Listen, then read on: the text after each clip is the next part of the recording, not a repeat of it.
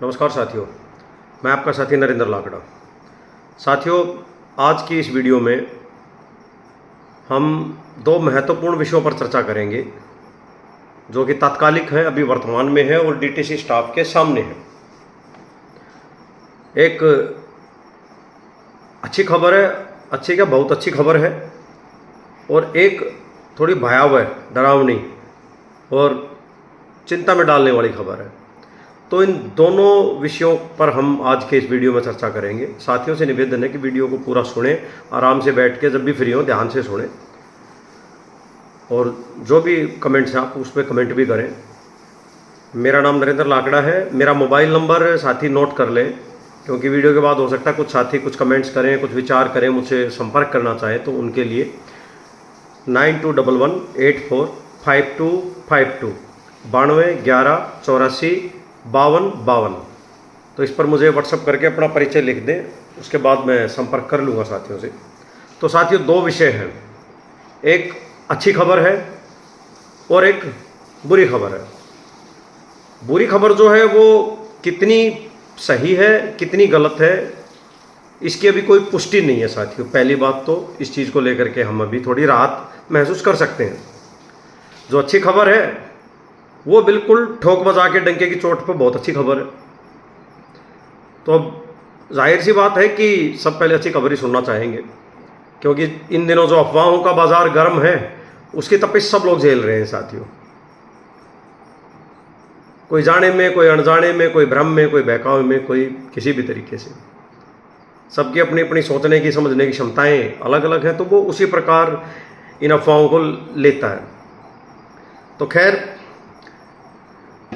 हमारे एक साथी डीटीसी के संविदा कंडक्टर, उनको 2010 में डीटीसी में भर्ती किया गया था कॉन्ट्रैक्ट पे, और 2019 में उनके ऊपर एक रेड होती है, एक छापा होता है, और चीटिंग के केस में उनको सेवा से टर्मिनेट कर दिया जाता है।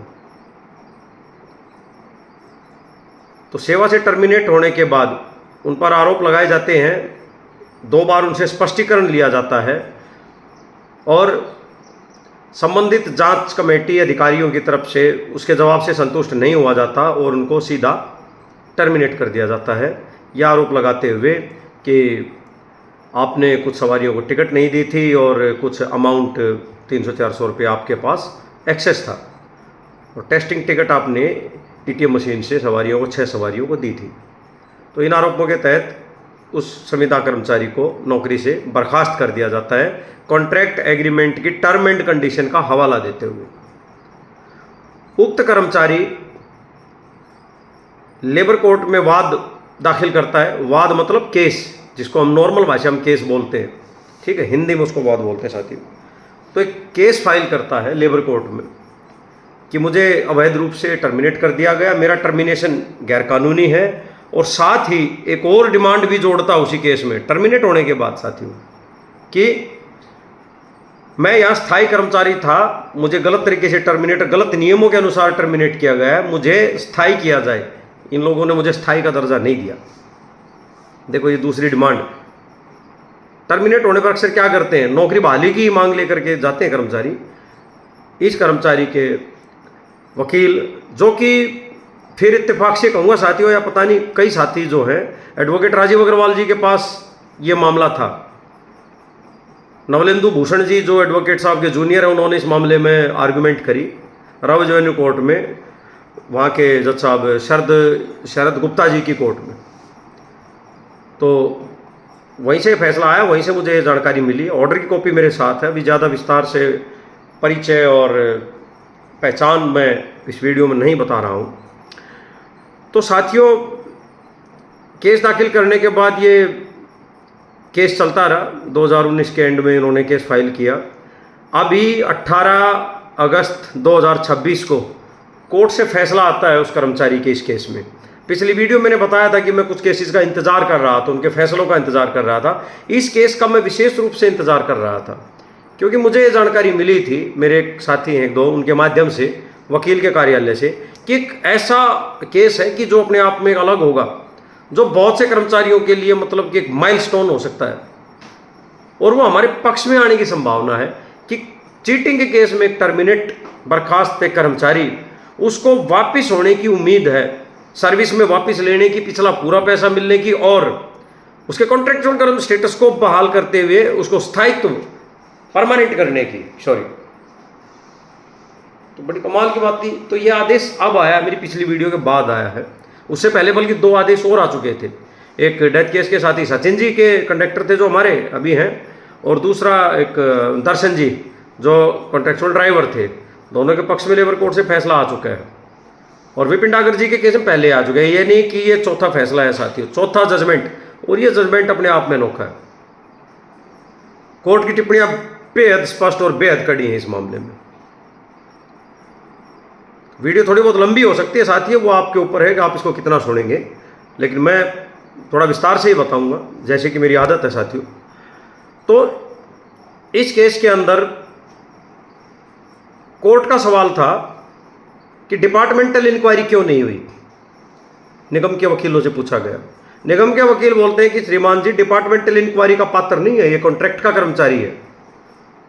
इसको शोकॉज नोटिस देते हैं कि इंक्वायरी करते हैं, और संतुष्ट नहीं होते अधिकारी तो टर्मिनेट कर देते हैं। एक जो इंक्वायरी होती है, प्रिलिमिनरी इंक्वायरी कह सकते हैं, या उसको डोमेस्टिक इंक्वायरी के टाइप में कुछ कह सकते हैं, बस वही करते हैं। डिपार्टमेंटल इंक्वायरी DE वो नहीं होती, वो परमानेंट कर्मचारी के मामले में होती है। तब कोर्ट बोलता है कि ये भी तो आपका परमानेंट कर्मचारी है। देखिए, कोर्ट कहती है कि उनके वकील जी, आपका परमानेंट कर्मचारी, आप इसको कॉन्ट्रेक्चुअल कैसे नहीं बोल सकते। आपने इसको परमानेंट नहीं किया, आपने इसको परमानेंट का दर्जा नहीं दिया, यह आपका इलीगल एक्शन है। कानून की नज़र में, अदालत की नज़र में, देश के संविधान की विधान की नज़र में यह कर्मचारी स्थायी का दर्जा स्वतः ही हासिल कर चुका है, क्योंकि 9 साल काम कर चुका है। 240 दिन कार्य करने के बाद एक लंबे और स्थायी प्रवृत्ति के कार्य में नियमित ड्यूटी करने वाला है यह कर्मचारी, तो स्थायी का दर्जा कानूनन तो हासिल कर चुका है। सुप्रीम कोर्ट की रूलिंग है कि भले ही मैनेजमेंट नहीं दे रहा हो, लेकिन स्थायित्व का दर्जा ऑटोमेटिकली उसको मिल गया। अब मैनेजमेंट नहीं दे रहा है वो लाभ, तो उसके लिए सरकार से मांग करे, या अगर मांग नहीं सुनी जाती है, मानी जाती है, तो वो अदालत के सामने आए, अदालत उस चीज को दिलवाएगी, लागू करवाएगी। बड़ी स्पष्ट व्याख्या है कानून की साथियों। तो इस मामले में डिपार्टमेंटल इंक्वायरी ना करना मैनेजमेंट का दोष, कोर्ट ने सीधा उस जजमेंट में लिखा। दूसरा क्या लिखते हैं कि जो रेड करने वाली टीम थी, जो विजिलेंस टीम थी, उनके अधिकारियों को क्रॉस एग्जामिन करने के लिए, उनसे जिरह बहस करने के लिए इस आरोपित कंडक्टर को मौका नहीं दिया गया, जो कि न्यायिक सिद्धांत का, प्राकृतिक सिद्धांत का उल्लंघन है, डिपार्टमेंटल इंक्वायरी के रूल्स का उल्लंघन है। जी, जो आरोप लगा रहे हैं आरोपी पे, उन आरोप लगाने वालों से आरोपी क्या बहस भी नहीं कर सकता। ये किस कानून में लिखा है? कृपया किताब खोल के हमें दिखाएं कानून की। अब कोई कानून की ऐसी किताब में कुछ लिखा हो कहीं तो मैनेजमेंट दिखाए। तो इस मामले में जितनी भी ये जो जांच चली थी, जो इसको आरोपी बनाया गया था, उनको सिरे से कोर्ट ने नकार दिया चीटिंग के मामले में। 6 सवारियों के ऊपर आप लोगों ने लगाया कि 6 सवारियों को टिकट नहीं दी गई थी। 6 सवारियों का अमाउंट कितना हो सकता है मैक्सिमम टिकट? 60 रुपये, 100 रुपये, जो भी है वटेवर, लेकिन आप 357 रुपये एक्सेस बता रहे हैं। बाकी का रकम कहां से आई उसको जस्टिफाई नहीं किया आपने अपने इंक्वायरी में। जांच टीम के अधिकारियों से पूछताछ करने की आरोपी को मौका ही नहीं दिया गया। इन सब बातों को कोर्ट ने बड़ी गंभीरता से संज्ञान में लिया। डिपार्टमेंटल इंक्वायरी की ही नहीं गई, इंक्वायरी के नाम पे सिर्फ औपचारिकता की गई। तो इन सब कारणों को रखते हुए कोर्ट ने सिरे से सभी दलीलों को विभाग की नकार दिया कि चीटिंग का केस आरोप लगाने मात्र से या कुछ भी अधिकारियों के लिख देने से मात्र से कोई कर्मचारी दोषी नहीं हो जाता है। सॉरी। दूसरी बात रेगुलाइजेशन की। तो रेगुलाइजेशन में तो पहले ही इस प्लीडिंग के दौरान कोर्ट कह चुकी थी कि स्थायित्व तो इसने ऑटोमेटिकली हासिल कर लिया। वो बात और है कि 9 साल तक नौकरी करता रहा, सरकार से उम्मीद करता रहा और कोर्ट से यह मांगने आया नहीं, जबकि यह इस अपने कानूनी अधिकार से अनभिज्ञ था कि भैया लेबर कानून है इस देश में, देश कानून के शासन से चलता है आज भी, ठीक है, और उसके लिए अदालतें भी बैठी हैं। पहले निगम से मांगा जाए, अपने मैनेजमेंट से मांगे, वहाँ सुनवाई नहीं होती है, अधिकारी किसी वजह से मजबूर हैं, नीतिगत फैसले जो सरकार नहीं ले रही है उसकी वजह से, तो अदालत में जाएं। लेकिन 9 साल तक ये अदालत नहीं आया, कोई बात नहीं, लेकिन अब चूंकि इसका मामला अदालत में आया है तो स्थायी अधिकारी कर्मचारी होने का तो स्वतः ही इसके पास स्टेटस जो है उसका बन चुका है, भले डिपार्टमेंट ने उसको ऑफिशियली नहीं दिया हो सुविधाएं, वो स्टेटस, लेकिन कानूनन इसको हासिल हो वो दर्जा। लिहाजा कोर्ट ने उस कर्मचारी की 2019 से लेकर के ये अभी 18 अगस्त, मतलब ये फैसला लागू जो दिया है, जब तक आप 2 महीने का समय दिया है ज्वाइन कराने का, तब तक की पूरा वेतन, पूरा मासिक वेतन दिहाड़ी के हिसाब से जो बनता है उसका भुगतान किया जाए, और साथ ही इनकी सेवाओं को, इनकी ज्वाइनिंग डेट सितंबर 2010 की आई थिंक है, सितंबर 2010 से इनकी सेवाओं को स्थायी माना जाए, इनको वरिष्ठता और इनके जो वित्तीय लाभ हैं पक्के कर्मचारी के समान, एक पक्के कंडक्टर के, वो सभी दिए जाएं 60 दिनों के भीतर। अगर नहीं दिया जाता है 60 दिनों के भीतर तो उसके बाद 8% ब्याज का और भुगतान करना पड़ेगा, वो भी कब से, जब से 2019 से, और बैक वेजेज एरियर के मामले में पूरा 2010 से। तो साथियों जजमेंट देखिए आप, टर्मिनेट हुआ कर्मचारी को वापस लिया जाए, पक्का किया जाए, पिछला पूरा वेतन दिया जाए, तो किस किस स्तर पर हम और हमारा स्टाफ शोषित हो रहा है। सिर्फ कुछ अपने स्वयं के बनाए हुए नीति निर्देश नियमों के अनुसार, कानून सम्मत नहीं है उनमें से कुछ भी। लेकिन अब हमारा दुर्भाग्य देखिए साथियों, अभी हाल ही में जो ये चीजें चली कि निजीकरण हो रहा है, प्राइवेटाइजेशन होने जा रहा है, ठीक है, इन सब चीजों का मूल में क्या है? इन सब चीज़ों के मूल में हम ही है ना। एकदम से आग सी लग गई पूरे विभाग में 27-28 हज़ार कर्मचारियों के बीच में कि हो गया नाश, हो गया बर्बाद, मोदी ये, मोदी वो, मोदी। मतलब गली में अगर कोई कुत्ता भी रोने लग जाए तो सबसे पहले मतलब उस कुत्ते का समाधान नहीं होगा, क्यों रो रहा है, किस वजह से, उसको भगा दें, सबसे पहले तो 4 गालियाँ मोदी को। तो ट्रेंड बन चुके हैं आजकल। तो खैर जो भी है, राजनीति ज़्यादा शुरू हो गई। मैं ग्रुप पोस्ट में देख रहा था कुछ कोई किसी को कसूरवार ठहरा रहा, कोई किसी को और कोई किसी को, कोई फलानी यूनियन को, कोई धकड़ी यूनियन को, कोई किसी सरकार को, कोई किसी सरकार को। क्योंकि हम तो तीसरी सरकार देख रहे हैं ना, जो साथी 16 साल से यहाँ सेवा में हैं वे तीसरी सरकार यहाँ पर देख रहे हैं। 16 साल से उम्मीद में ही बैठे हैं। हर कोई आता है, टॉफियाँ चुसाता है और चला जाता है, इससे ज़्यादा कुछ नहीं हुआ। लेकिन दुर्भाग्य ये है साथियों, दुर्भाग्य क्या कि इन 16 वर्षों में जो हम रोते रहते हैं, कोसते रहते हैं, राजनीतिक बयानबाजी, बयानवीर बने रहते हैं, कोई किसी को लेकर, कोई किसी को लेकर। अरे अपने लिए हमने आज तक क्या किया भाई, सिवाय 865-64 रुपये की जो दिहाड़ी है इसको टाइम से करने के अलावा, ड्यूटी अपने अच्छे से निर्वहन करने के अलावा, इस ड्यूटी को पक्का करवाने के लिए हमने अपना कितना परिश्रम किया है, कितना श्रम किया है, इस विषय को लेकर कोई भी अपने अंदर झांकने को तैयार नहीं है। यही सबसे बड़ा दुर्भाग्य है, हमारी दुर्गति का यही सबसे बड़ा कारण है साथियों। ठीक है सरकारों ने नीतियां नहीं बनाई, ठीक है सरकारें राजनीतिक अपने सिर्फ एक आश्वासन देती रही। ये भी मान लीजिए कि यहां पर कई सारी यूनियनें हैं, सब अपनी मौका परस्ती करती। मान लीजिए किसी यूनियन ने कोई सॉलिड वो नहीं करवाया, और ये मानने वाली बात है क्योंकि यूनियन का मतलब होता है संगठन, और आप कितने संगठित हैं ये हमें स्वयं सोचना पड़ेगा। हम किसी भी संगठन के पीछे कितने संगठित हैं। आज चाहे परिवहन मजदूर संघ हो, चाहे डीटीसी कर्मचारी एकता यूनियन हो, यही 2 ही दिखती हैं मुझे तो शुरू से। ठीक है, ये जब आह्वान करती हैं किसी आंदोलन में, किसी में भी, चाहे उसके पीछे ये लोग राजनीति भले क्यों ना करें बाद में, लेकिन हम अपनी ईमानदार नियत से कितने कर्मचारी उस आह्वान में स्थायी उपलब्ध होते हैं, उपस्थित होते हैं। 26-27 हजार में से संख्या कितनी होती है? 1000 भी कभी पूरी नहीं होती। उसी का ये प्रतिरूप है भैया। ये चीज देख चुकी है, सरकारों को भी पता है कि ये कर्मचारी हमें मुफ्त बराबर आज तक मिलते रहे, लेकिन अब ये परिवर्तन, ये चीजें, इस चीज का शंका क्यों हुई साथियों? मैंने भी इस विषय पर सोचा, विचार किया। एक वीडियो में ये हमारे जो हैं डीटीसी कर्मचारी एकता यूनियन के महामंत्री जी भी एक अंदेशा जाहिर कर रहे थे, मैं उनकी बात से सहमत हूं, मनोज जी के, कि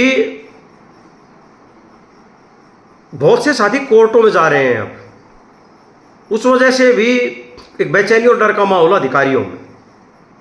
मैं इस चीज को बड़े स्पष्ट करके कहता हूं साथियों कि कोर्टों में जाने से बेचैनियों का नहीं था। थोड़ा और विस्तार दे रहा हूं। अभी आप याद करिए कि पिछले 4 महीने के अंदर 4 फैसले डीटीसी के संविदा कर्मचारी के पक्ष में, और बढ़िया जिसको बोले ना धुरंधर तरीके से, उस तरीके से आए हैं। No if no but, decision clear cut.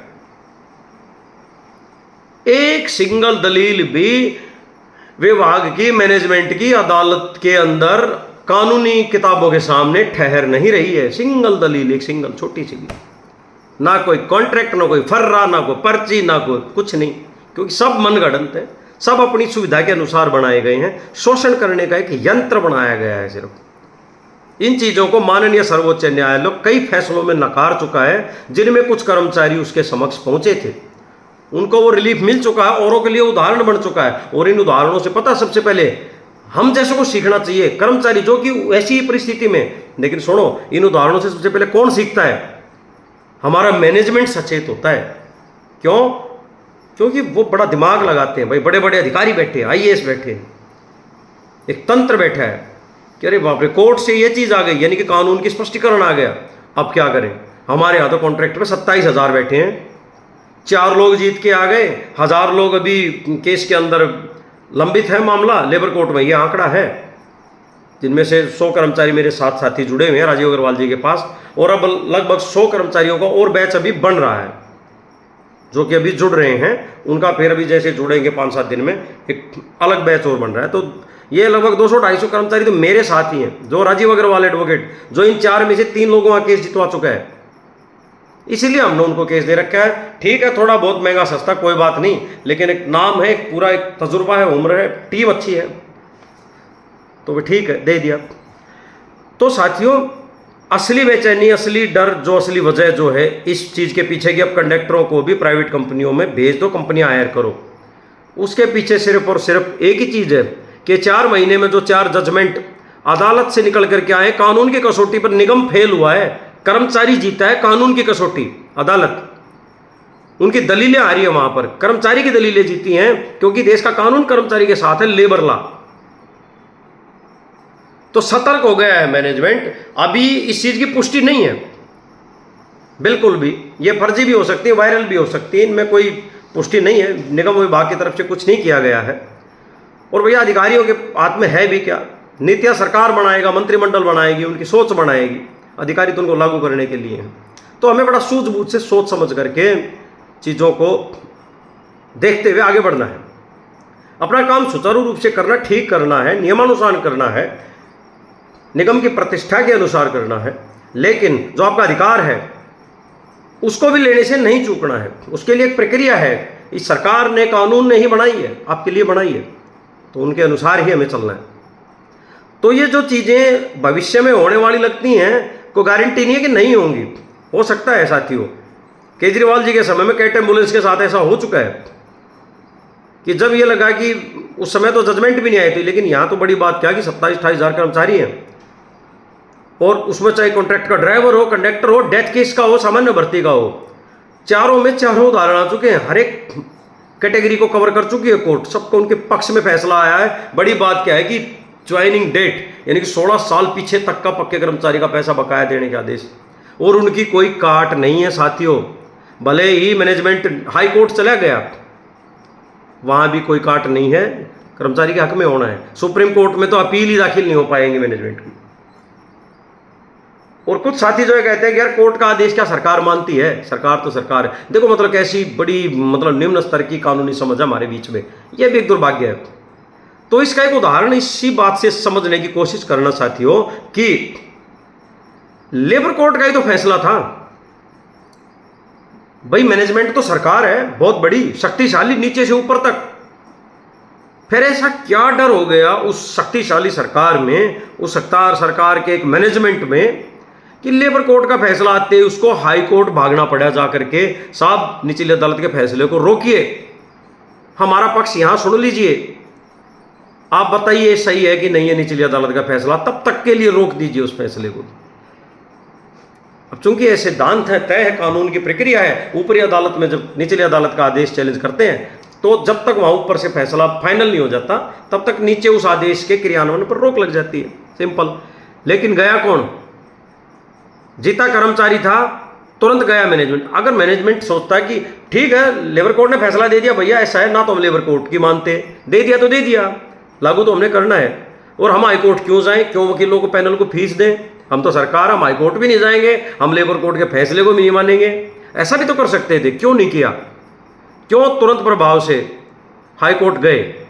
क्योंकि साथियों यह एक स्थापित सत्य है, संवैधानिक सत्य है कि अदालत चाहे छोटी से छोटी क्यों ना हो, संवैधानिक जो अदालत है भारत की, भारत के संविधान के तहत गठित है, उसका आदेश देश के प्रधानमंत्री पे भी प्रभावी है, बाध्यकारी है।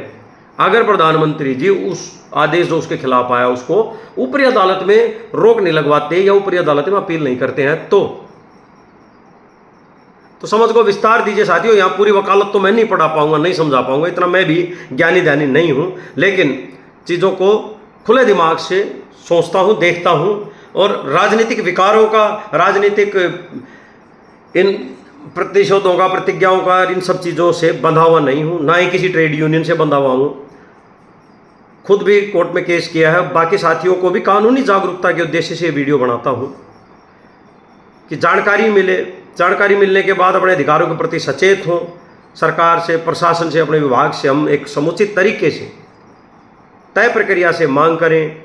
अगर वहाँ कोई मजबूरी होती है अधिकारियों की तो हम उस चीज़ को लेकर के अदालत के समक्ष हम नहीं जाते, दिल्ली सरकार का लेबर डिपार्टमेंट के डिप्टी लेबर कमिश्नर ही केस को रेफर करते हैं, कर्मचारी नहीं जाते, कर्मचारी तो अपनी प्रक्रिया फॉलो करते हैं। तो वीडियो को और ज़्यादा लंबा ना करते हुए दोनों विषयों पे मैंने बात रखी। पहली तो जो अच्छी खबर सुनाई और जिसमें जो कोर्ट की फाइंडिंग थी वो, और दूसरी जो ये आपात भ्रम और ये चीज़ें फैली हुई हैं डीटीसी में वो, और क्यों है, किस कारण है, भैया ये हमारे अपने कारण हैं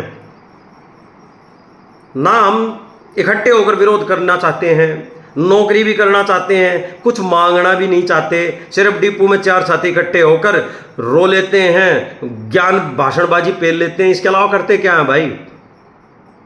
अरे जो रास्ता है उस पर तो कदम बढ़ाते ही नहीं। आपके बीच से ही चार लोग डीटीसी के कर्मचारी आपके जैसे, उन्होंने कदम बढ़ाया, नौकरी कर रहे थे, कर रहे हैं, और अपने सभी अधिकार आदेश में प्राप्त कर लिए, यानी कि पत्थर पर लकीर पक्की हो गई उनकी, लागू होनी बाकी है, साल 2 साल में हाईकोर्ट से भी हो जानी है।